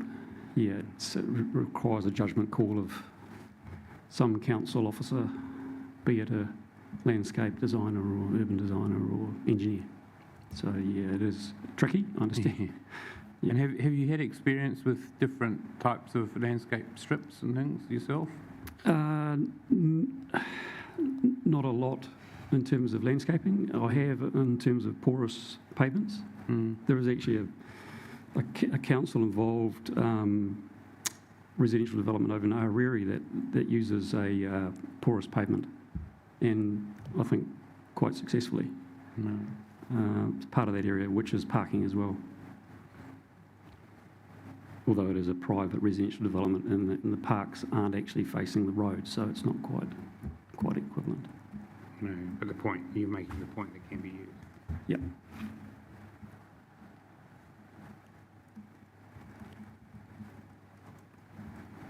Okay, thank you. Any questions? No, I think it'd be good to get your written, what you've just read there, written submission. That'd be helpful. Thank you. Sure. I'll give it to. Yes, if Nicola at the front door there. Okay. Right. Great. Okay, thank you, Mr. Pankhurst. Okay. Appreciate it. Thank you very much. Okay. I think.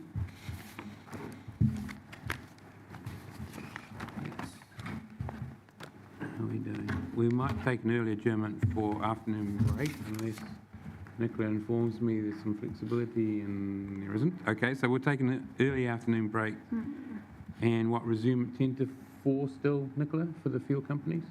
Okay. We'll take a break and adjourn the hearing until then. Thank you.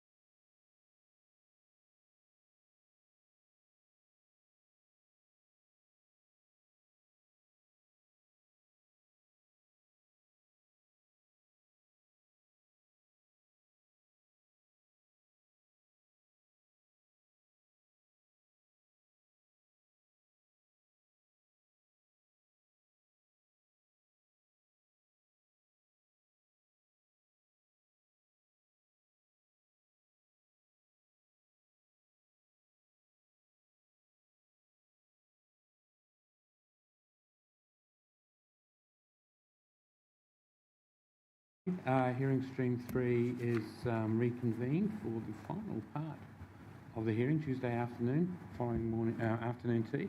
We have one submitter left to be heard, and that is Georgina McPherson on behalf of the fuel companies.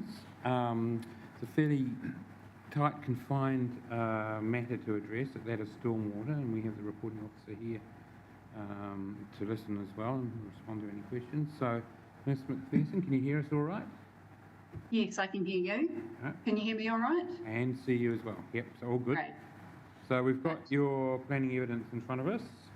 So if you'd just like to talk to that, be fine. Sure. Well, I won't take you through everything in detail because I'm sure you've already read it, but I'll just touch on the key points that I've identified in my evidence. And from the fuel company's perspective, we're generally comfortable with the direction the stormwater provisions are going in. We do consider that there is a need for some clarity around the wording of some of the provisions to ensure there's certainty in how those provisions will be interpreted and applied and a consistent approach taken, and also to ensure there's no duplication across the jurisdictional boundaries of regional and district council. Just that clarity around the different tools that the district council has for managing stormwater in terms of now district plan provisions, stormwater bylaw, its own network discharge consents, and also the engineering standards that apply to stormwater during development processes. So the specific provisions that I've identified in my evidence are in Rule 1, which is a rule that I understand is probably modelled off a similar rule in the Auckland Unitary Plan that looks to control stormwater quality from sort of high use or intensive car parking areas. There are a few things in the wording of the role that I've identified as potentially enabling some more clarity. One of those is around how the term redevelopment is used to tie that more closely to the definition in the plan of redevelopment of impervious areas, rather than the wording here which talks about redevelopment of uncovered car parks, which then potentially could be interpreted in a way that is focusing, or that would allow redevelopment to an alternative use to also be caught, which I don't understand to be the intent in terms of picking up contaminants and runoff from car parking areas. So I suggested a slight change to the wording to more closely align with the definition of that term, redevelopment of impervious areas. The second point I've identified in there is around the threshold at which treatment is required. And there's been a bit of change between the notified version of the plan and the provisions that have been recommended as part of the Section 42A report around where that threshold sits. I think it's quite a difficult thing to get right. There was a lot of discussion on this particular point going through the unitary plan process and whether a threshold was best set around numbers of car park spaces, the area of the site being redeveloped, the area of the car park being redeveloped, or the number of traffic movements. And where they've landed in the unitary plan, I think, is a good example. It's been in practice now for many years, and my understanding is it's working quite well, in that there's first a trigger around the number of car parking spaces, and the council's original wording on that was at 10 spaces. The fuel company's submission sought to increase that to around 20. By comparison, the unitary plan sits at 50. But I think it's important to have that initial trigger around the number of car parking spaces, because the wording that's been introduced at the Section 42A report focuses first on the area of the car parking space, including the access ways. And I think there's potential that that could end up with a situation where you've actually got potentially more access way than car park, making up that 1,000 square metre area. So you might end up with a situation where a small number of car parks are required to go through this treatment process because the area then, including the access ways, is up above that 1,000 square metre threshold. And an example of that might be a rear lot residential subdivision where the access way is primarily a long driveway that is then required to be incorporated in that area calculation. So I've suggested some wording that is similar to the approach that is taken in the unitary plan, which first includes a trigger number of car parking spaces and then introduces that redevelopment threshold after that. I think there probably are a few different ways that could be framed, and I'd be really happy to have a discussion with council planner or the specialist team that sits in behind that. And then the other element of the wording of that rule, I think there is some potential for different interpretations out of, is just ensuring that there is clarity around the trigger levels, and that that clause 1 of the rule is clear that those activities that sit below a certain threshold are permitted without being required to implement the stormwater treatment measures, and that those stormwater treatment measures are required for car parking areas that exceed the threshold addressed in clause 2, and those types of activities would only be permitted if they achieve those stormwater quality treatment thresholds. So again, I've suggested some wording in my evidence as to how that could be addressed.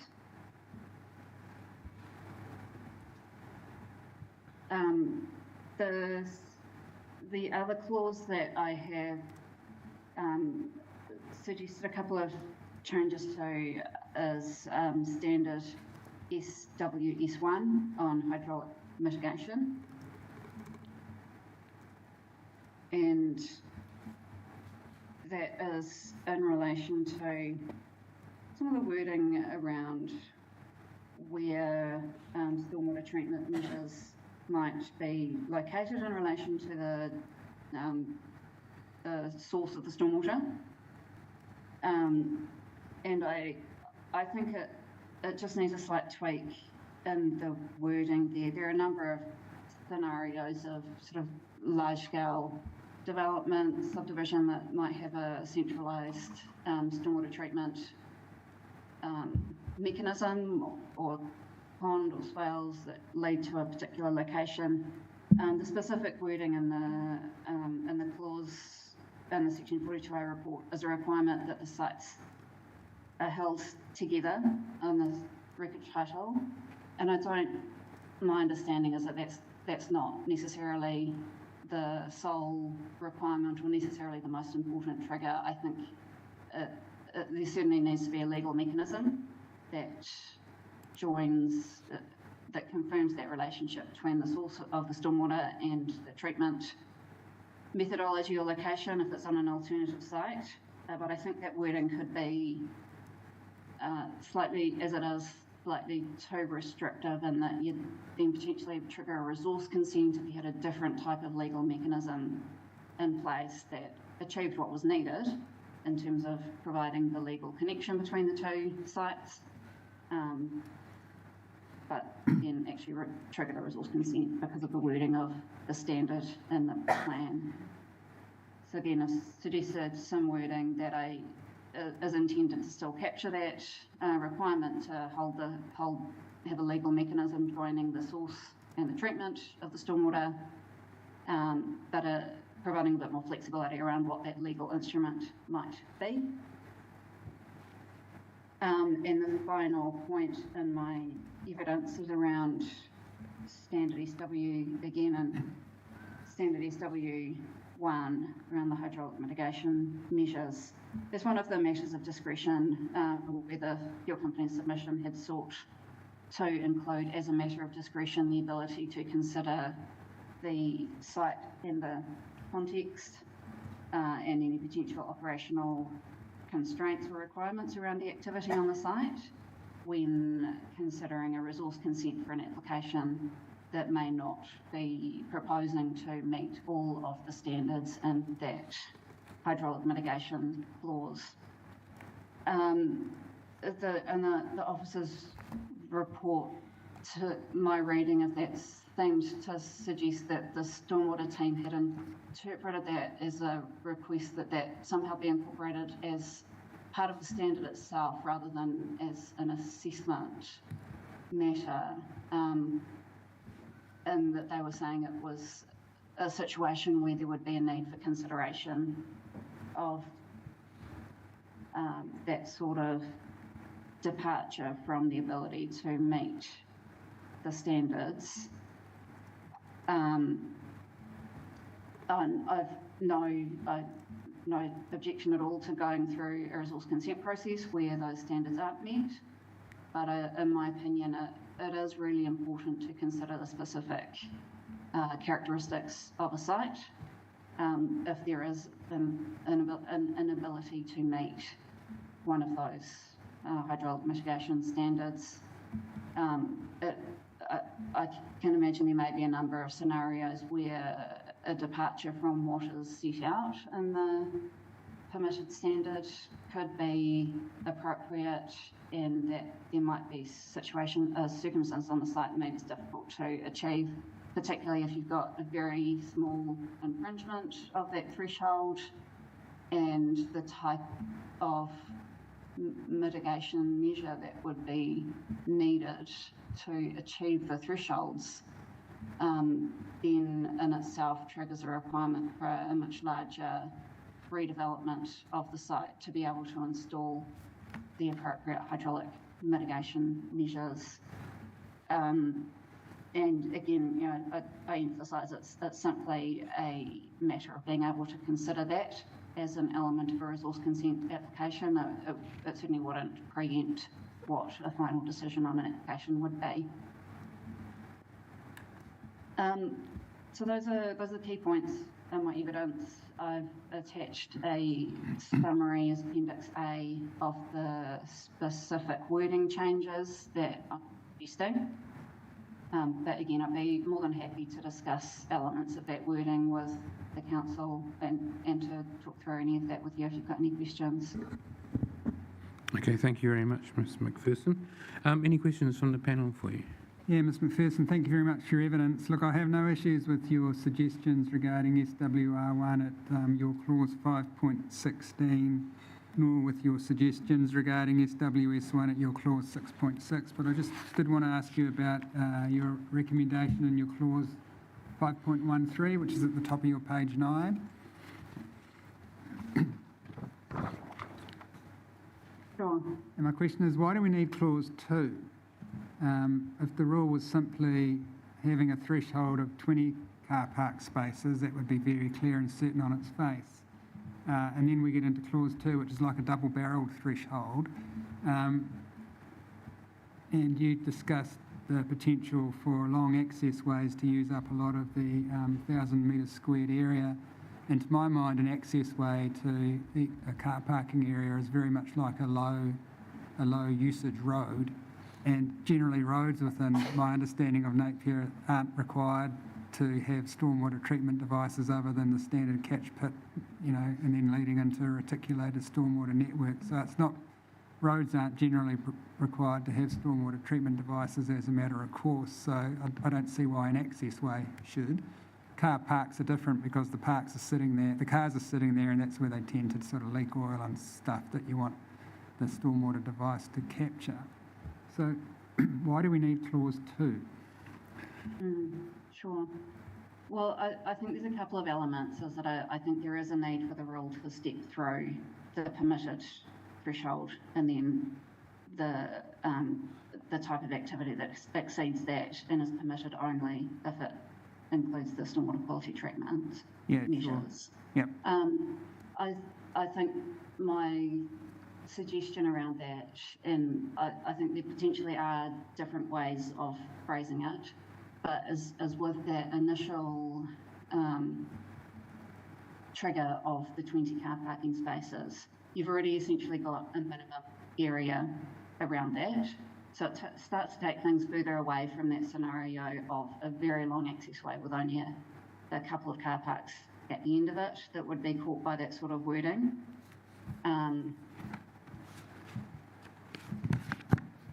But I agree. I do think the focus needs to be very much on the parking element, which is the concentration of vehicle movements that may be generating higher levels of contaminants compared to other types of activities. But also, I very, very much agree that an equitable approach should be applied across roads as well as parking areas. Okay. Well, maybe the officers could consider that in their reply, whether or not clause 2 actually is necessary, given the effects that are sought to be managed in terms of this provision. And then, Mr. McPherson, not a question for you, but a question for the officers, just arising from your para 6.15. And again, I don't take issue with the wording that you've recommended regarding the matters of discretion, but to the officers, I'm still sort of confused about where the matters of discretion should sit. I think we've had suggestions that they should reside in the standards rather than in the rules, and any matters of discretion in the rule would only cover issues that aren't relevant to any standards that might be breached. So is that still the general approach?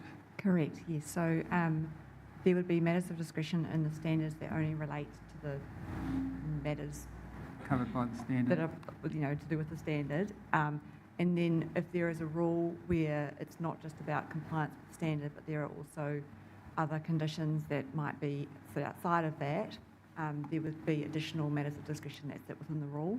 Yeah. So in terms of Rule 1, SWR1, would the matters of discretion be in the rule or in the standard? Sorry, I'm just trying to find... They'd be in the rule because there's no reference to the standard. And That's right, yeah. So if there's no reference to having to meet standards, then they would sit within the rule. Right. Okay. All right. Thank you. I have no questions. Any questions? Thank you. Commissioner Brosnan. Thank you very much for your attendance, Ms McPherson. It's much appreciated and helpful. Yeah, you're the lucky last for today. Sorry to keep you waiting. No, that's all right. It's all good. No, but you had quite a long break in the end, but we tried to reshuffle and it didn't quite work out. All right. No, I think we all made the best of it one way or another. So thank you. Okay, with that, I'll adjourn the hearing, basically bringing it to an end. Just one point I want to raise in regard to the port zone submissions, and you heard the discussion about how that traffic generation would be triggered and how the council would know about it and all that sort of stuff. Could I have some good solid reply on that topic from the council? I think are we alone on the online? Yeah, we look like we are. So if you could get that feedback, that would be good. Cool. For you Yep. as well. I think it's in the transport chapter. Yeah, that's right. Yeah, not port zone. That's great. Okay, thank you. Any other points that the panel want to make before we wrap up? No, fine, No. thank you. Okay. Other than dying, fine. Okay, be quietly, please. Okay, thank you very much. Hearing stream 3 is now concluded. Thank you very much. Thank you.